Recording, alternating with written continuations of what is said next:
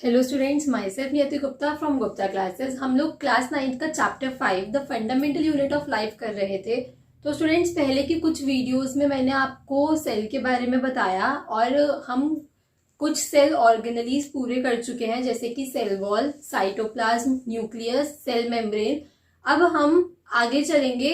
Cell organelles ये देखेंगे कि प्लांट सेल में प्रेजेंट होती है, एनिमल सेल में प्रेजेंट होती है और उनके functions. Now student, cell organelles कौन कौन से होते हैं पहले ये देखिए। एंडोप्लाज्मिक रेटिकुलम, जिसे हम ER भी लिख सकते हैं, Golgi apparatus, lysosomes, mitochondria, plastid, vacuole. अब हम एक एक करके ये टॉपिक्स पढ़ेंगे। तो सबसे पहले हम लोग पढ़ेंगे endoplasmic reticulum, that is ER।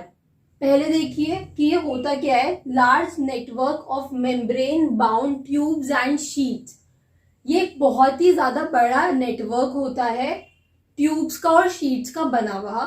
और उसके बाद लॉन्ग ट्यूब्स और राउंड, मतलब कि इसकी जो शेप होती है वो कैसी होती है, लॉन्ग ट्यूब और राउंड और ऑब्लॉन्ग बैग्स वेसिकल्स, ऐसी इसकी शेप होती है। अब ये दो तरीके के होते हैं स्टूडेंट्स, एक होते हैं रफ एंडोप्लाज्मिक रेटिकुलम और एक होते हैं smooth endoplasmic reticulum. Rough endoplasmic reticulum को हम लोग RER भी लिख सकते हैं शॉर्ट फॉर्म में। एंड वो फंक्शन क्या होता है उसका, पार्टिकल। पहले तो ये समझो कि ये जो इनको रफ नाम दिया गया है वो क्यों दिया गया है, क्योंकि इनकी रफ अपीयरेंस होती है। और वो किसकी वजह से होती है, कुछ पार्टिकल्स इसके सरफेस पे प्रेजेंट होते हैं जिन्हें हम राइबोसोम्स बोलते हैं।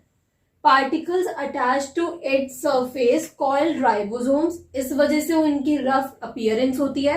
तो ये स्टूडेंट से एक क्वेश्चन बन के आ सकता है गिव रीजन में, याद रखना।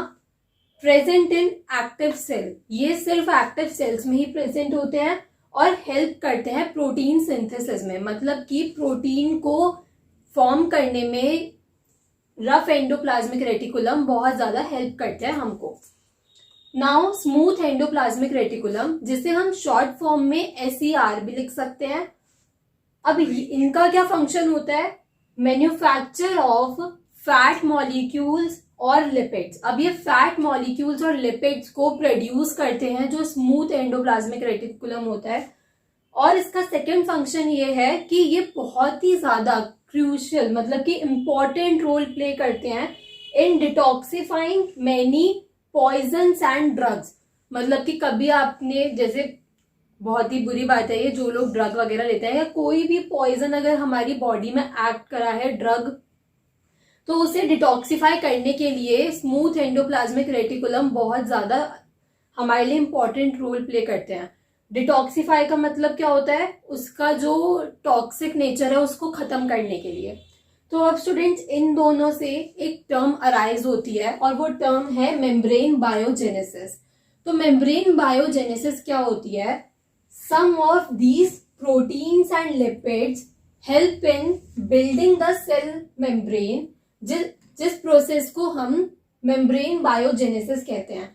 मतलब कि जो प्रोटीन्स और लिपिड्स स्मूथ एंडोप्लाज्मिक रेटिकुलम और रफ एंडोप्लाज्मिक रेटिकुलम से प्रोड्यूस होते हैं, उसमें से कुछ प्रोटीन्स और लिपिड्स हेल्प करते हैं सेल मेम्ब्रेन को बिल्ड करने के लिए, और इस प्रोसेस को हम लोग बोलते हैं मेम्ब्रेन बायोजेनेसिस।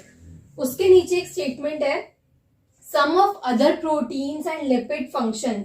जो कुछ लिपिड्स और प्रोटीन्स बच जाते हैं, सेल मेम्ब्रेन फॉर्म हो गई।